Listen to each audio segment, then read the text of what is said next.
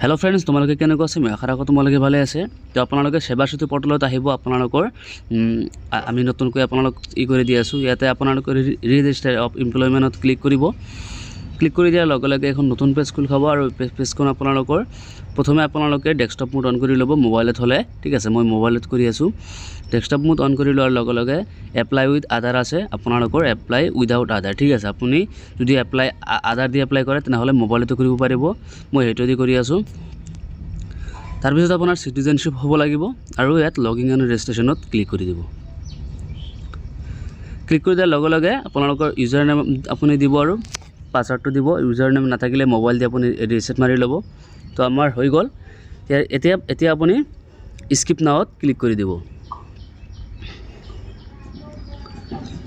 Skip নাওত click কৰি দিয়াৰ লগে লগে এনেকুৱাখন পেজ খুল খাব আৰু পেজখন এটো আপোনাৰ প্ৰফাইল সম্পূৰ্ণ এটো আপোনাৰ আপুনি তলত আপোনাৰ কি আছে। তো মোৰ যেহেতু ইয়াত আপোনাৰ ইয়াত এটা পপআপ দেখি পাইছে, এইটো popup this is the new version of your application list for old version please click here। আপোনালোকে দেখি পাইছে চাগে এইটো। তো ইয়াত আপোনালোকে কি কৰিব,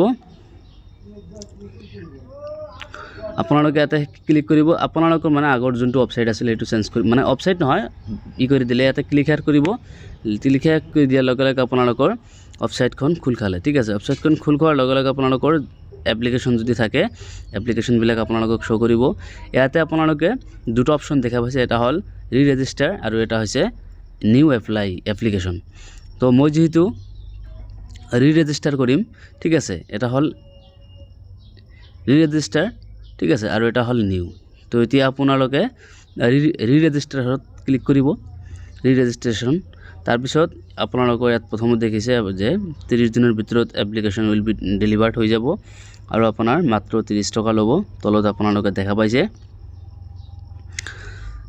তো এতিয়া আপোনালোকে স্ক্ৰল ডাউন কৰিব, ডাউন কৰি এখন এটা এটা পেজ হয়, এইটো এগ্ৰিমেন্টৰ মানে এটা পেজ যেনেকুৱা আৰু ইয়াতে এগ্ৰি কৰিব।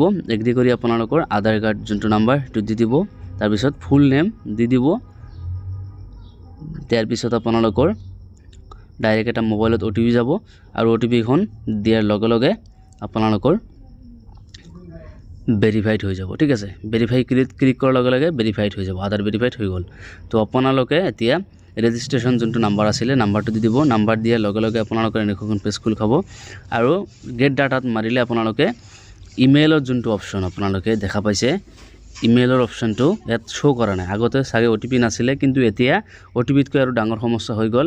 ইমেইল যোনটো আছে ইয়াতে মানে সাৰ্চ কৰিলে আপোনালোকৰ মানে যোনটো কেৱৰ্ডে নাহে। ঠিক আছে, কেৱৰ্ডটো নাহে। এতিয়া আপুনি কেনেকৈ কি কৰিব, তো এইটোৰ কাৰণে এটা নতুন আমি অপশন আছে ওপৰত, ইয়াতে নেক্সট ক্লিক কৰিব। প্ৰসেস ক্লিক কৰাৰ লগে লগে ইমেইলৰ যোনটো আছে প্ৰসেসড ইয়াতে ক্লিক কৰাৰ লগে লগে ওপৰত এখন ওয়েবসাইট খুল খাব। যে ওপৰত আপোনালোকক দেখাই আছো, ইয়াত আপোনালোকে ওপৰত দেখা পাইছে please mail two email ID আপোনালোকৰ .www অমুকত দিয়া আছে। ঠিক আছে, এইটো আপোনালোকে এপ্লিকেশন কৰিব। কিবা ইস্যু থাকিলে ওটিপি নাহা বা কিবা নাহা এইটো আপোনালোকৰ ইস্যু আপুনি মাৰি দিয়াৰ পিছতে আপোনালোকৰ ওটিপি আহি যাব। তো আশা কৰোঁ ভিডিঅ'টো দেখি ভাল লাগিছে। আপোনাতকৈ মোৰো অসুবিধা বেছি হৈছে। তো আপোনাৰ এতিয়া অফিচিয়েল ওয়েবসাইট এতিয়া বহুত সবে কাম কৰি আছে, সেইকাৰণে হোৱা নাই। তো আজিৰ কাৰণে এইখিনিয়ে। ভিডিঅ'টো ভাল লাগিলে শ্বেয়াৰ কৰিব, লাইক কৰিব আৰু সাবস্ক্ৰাইব কৰিব। জয় আই অসম।